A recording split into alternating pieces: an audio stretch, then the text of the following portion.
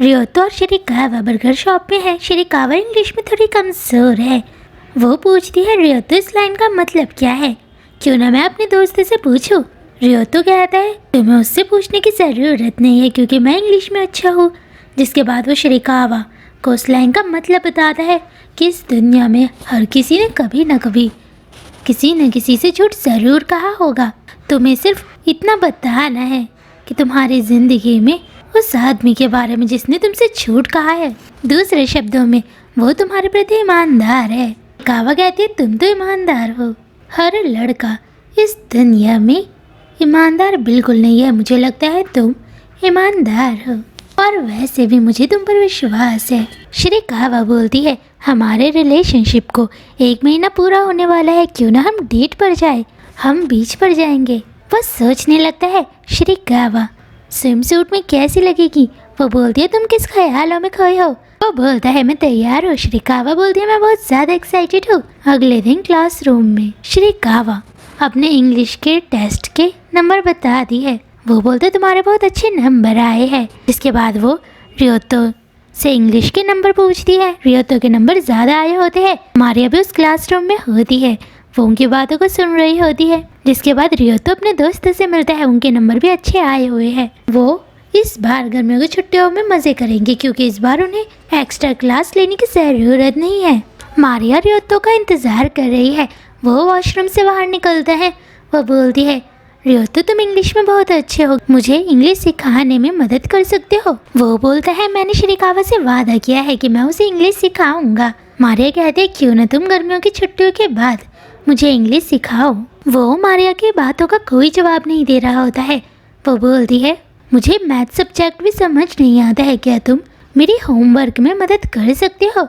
वो बोलता है, मैथ मेरे दोस्त इची को बहुत अच्छी तरीके से आता है, क्यों ना मैं उससे तुम्हारे बारे में बात करूं? वो बोलती है, ठीक है, तुम मुझे अपना फ़ोन नंबर बता दो। वो उसे इची का फ़ोन नंबर बताने लगता है। वो बोलती है, मुझे तुम्हारे दोस्त का नहीं, तुम्हारा फ़ोन नंबर चाहिए। वो बोलता है, मुझे तुमसे कोई कांटेक्ट नहीं रखना है। वो बोलती है, ठीक है।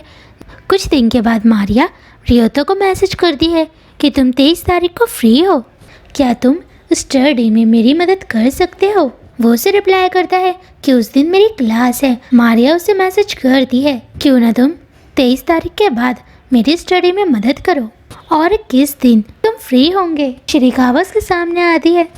वो उसके मैसेज का कोई जवाब नहीं देता है। वो बीच पर आ चुके हैं। रियोतो कपल्स को देख रहा होता है। तभी श्रीकावा उसकी आंखों को ढकती है। वो पूछती है, मैं कौन हूँ? वो बोलता है, तुम श्रीकावा हो। वो जैसे ही उसे देखता है, वो उसे देखता ही रह जाता है क्योंकि श्रीकावा ने बिकनी पहनी हुई है। वो सोचता है, इस समय मेरी गर्लफ्रेंड बहुत ज़्यादा खूबसूरत लग रही है। वो एकदम एक गॉडेस की तरह लग रही है।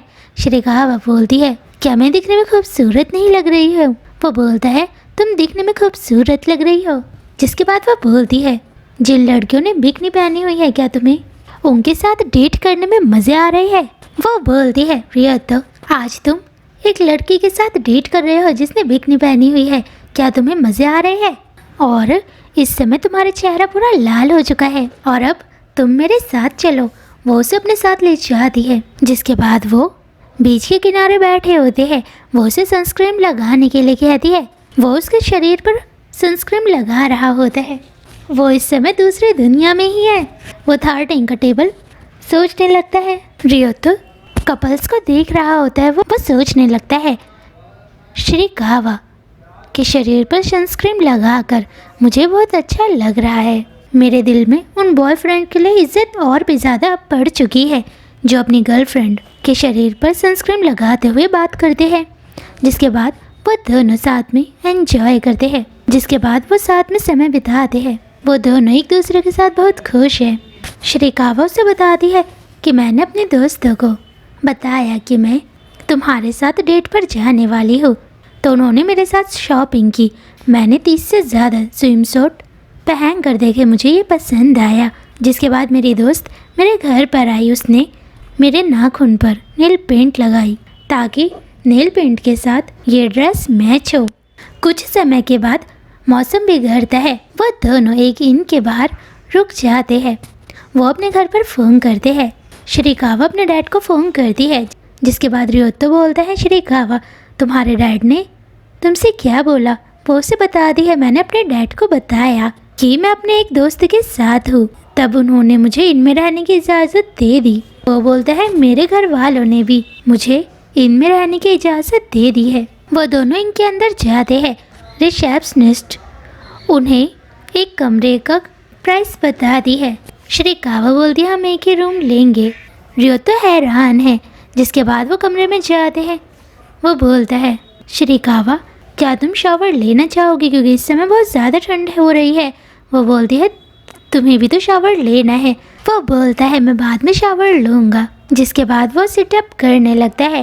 वो सोचता है हमारा रिलेशनशिप बहुत जल्दी आगे बढ़ रहा है। थोड़े समय के बाद शिरीकावा कमरे में आती है। वो सिटअप कर रहा है। वो बोलती है क्यों ना मैं तुम्हारी टमी को छू। वो जैसे ही उसके टमी को छूने लगती है, रियोतो उससे दूर हट जाता है। वो बोलता है मैं शावर लेने के लिए जा रहा हूँ। वो इस समय सोच रहा है कि शिरीकावा उससे ज़रूर नफरत करेगी, क्योंकि उसने शिरीकावा को अपना टमी नहीं छूने दिया। जिसके बाद वो साथ में खाना खाते हैं। वो उसे पानी का ग्लास देती है। रियोतो कहता है शुक्रिया। वो उसे घूरने लगता है। वो बोलती है तुम मुझे ऐसे मत घूरो, क्योंकि मैंने अपने चेहरे पर मेकअप बिल्कुल नहीं किया है। वो बोलता है तुम बिना मेकअप के भी खूबसूरत लग रही हो। तुम इस समय बहुत ज़्यादा प्यारी लग रही हो। वो बोलती है तुम मुझे ऐसे मत देखो। रात को उन दोनों को नींद नहीं आ रही होती है। शिरीकावा बोलती है रियोतो क्या तुम मेरे साथ कुछ करना चाहते हो? वो बोलता है तुम ऐसा क्यों कह रही हो? शिरीकावा उसे अपने दिल की बात बताती है कि वो उसे बहुत पसंद करती है। जब वो दोनों बोट पर थे तब वो सच में उसे किस करना चाहती थी। वो मन में बोलता है मैं भी यही चाहता हूँ और मैं अब सच में तुमसे प्यार करने लगी हूँ। मैं तुम्हारे करीब रहना चाहती हूँ और सच कहूँ तो इस समय हमें इंटीमेट हो जाना चाहिए, क्योंकि मेरे शरीर और दिल को अच्छा लगेगा। रियोतो कहता है क्यों ना हम सो जाए। वो कहती है रियोतो इस दुनिया में कुछ लड़के हैं जो लड़कियों का फ़ायदा उठाते हैं। तुम बिल्कुल उनसे अलग हो। तुम लड़कियों की इज्जत करते हो। तुम इतना अच्छी क्यों हो? वो बोलता है क्योंकि मैं तुम्हें पसंद करता हूँ। शिरीकावा कहती है क्या मैं थोड़ी सेल्फिश हो सकती हूँ? वो बोलता है ज़रूर। वो बोलती है क्या तुम मुझे गले लगा सकते हो? रियोतो उसे पहली बार गले लगाता है। रात को वो दोनों सो जाते हैं। वही दूसरी ओर मारिया अपने घर पर होती है। वो रियोतो के मैसेज का इंतज़ार कर रही है। रियोतो ने उसे अब तक मैसेज नहीं किया। वो बोलती है काश मैं शिरीकावा होती जिस लड़की को रियोतो पसंद करता है। अगले दिन रियोतो शिरीकावा को घर छोड़कर अपने घर जाने लगता है। तभी वो एक रेस्टोरेंट में जाता है जहाँ निकोरू पार्ट टाइम जॉब कर रही होती है। वो उसे अपनी डेट के बारे में सब कुछ बताता है। निकोरू शिरीकावा की सबसे अच्छी दोस्त है जो उसकी बहुत परवाह करती है। वो उसे डेट के कुछ टिप्स भी देती है। वो कहता है मैं तुमसे वादा करता हूँ कि मैं शिरीकावा को हमेशा खुश रखूँगा। वो बोलती है ठीक है मुझे तुम पर विश्वास है। जिसके बाद वो घर जा रहा होता है। वो सोचता है कि अगर शिरीकावा मुझे हमारे रिलेशनशिप के दूसरे महीने की एनिवर्सरी पर बाहर जाने के लिए बोलेगी तब मैं उसे शर्मिंदा बिल्कुल महसूस नहीं कराऊंगा। तभी शिरीकावा उसे कॉल करती है। वो उसे बताती है कि मैं इस समय अपनी मामा के घर पर हूँ। मेरे फ़ोन की बैटरी कम हो चुकी थी। मैं अपनी मामा से मारिया के बारे में बात कर रही थी कि हम दोनों पहली बार स्कूल में एक दूसरे से कैसे मिले। मैं तुम्हें इस समय मारिया के नंबर से कॉल कर रही हूँ और इस समय मैं स्कूल में तुमसे बात करना चाहती हूँ। वो बोलता है मुझे इस समय नींद आ रही है, लेकिन उसके फोर्स करने पर वो स्कूल में बात करने के लिए मान जाता है। वो स्कूल पहुँच चुका है। वो स्टूडेंट्स को घर जाते हुए देखता है। तभी वो मैसेज करता है कि शिरीकावा मैं स्कूल में पहुँच चुका हूँ। वो उसे मैसेज करती है कि तुम्हें वेयर हाउस में जाना है। वो वेयर हाउस में पहुँचता है। उसके सामने एक लड़की होती है। वो बोलता है शिरीकावा।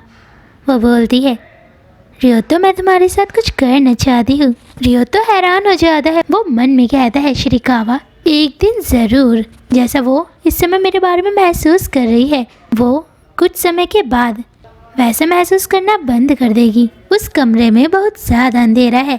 वो मन में कहता है कि शिरीकावा के मन में जो फीलिंग्स मेरे लिए है वो एक दिन ज़रूर बदल जाएगी। वो बोलता है श्री कावा कि वेयर हाउस है, क्या तुम सच में इस जगह वो करना चाहती हो? वो उसके करीब जाती है। वही दूसरी ओर हम श्री कावा को देखते हैं जो अपने घर पर होती है। वो अपनी दोस्त से फ़ोन पर बात कर रही है कि मुझे रियोतो पर पूरा विश्वास है। वो एक अच्छा लड़का है जो मुझसे कभी झूठ नहीं बोलेगा।